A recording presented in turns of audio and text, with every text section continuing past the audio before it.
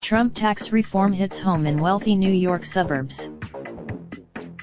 Nick Baniakowski's clients bought a home in northern New Jersey in 2016.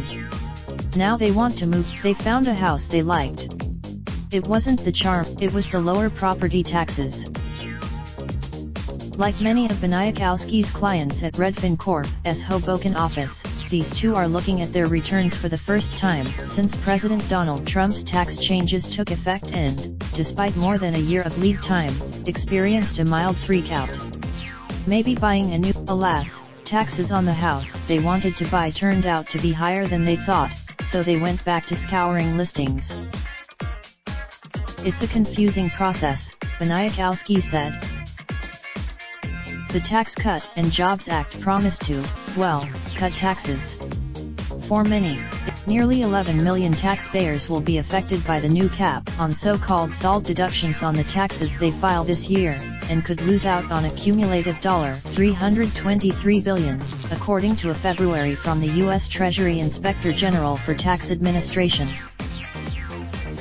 For those people, the April 15 deadline carries a greater sense of dread than usual.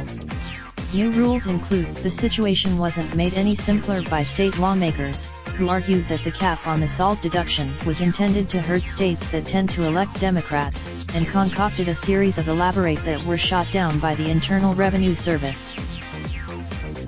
People with more money and thus more complicated tax returns tend to file later in the season, meaning that the triggering has just begun.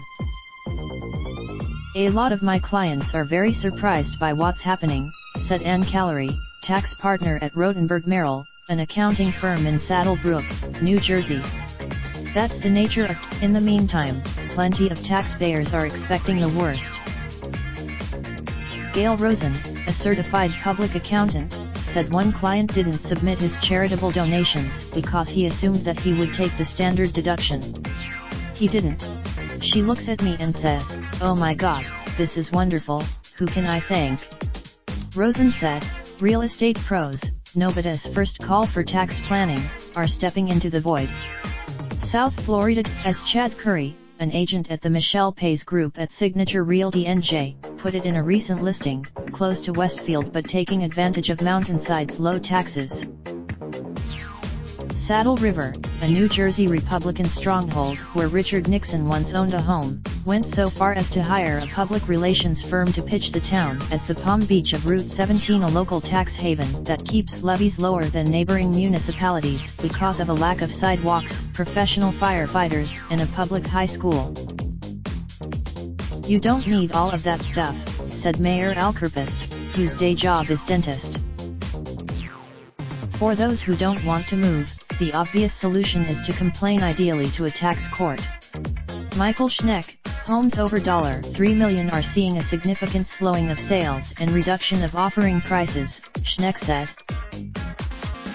That may be because savvy shoppers are factoring in the new limit on the SALT deduction, or simply that the market for luxury homes is cooling after a period of rapid appreciation. In either case, what is the impact of the loss of the deduction on market values? Schneck asked. It was a rhetorical question. For many, to contact the reporter on this story, Patrick Clark in New York at clark55@bloomberg.net. To contact the editors responsible for this story, DeVarity Roy at DROY5@bloomberg.net, Bob Ivry. For more articles like this, please visit us at Copyright 2019 Bloomberg LP. Raindrop, drop top, top smoking, no cooking the hot pot. Fucking on your bitch, yeah, that.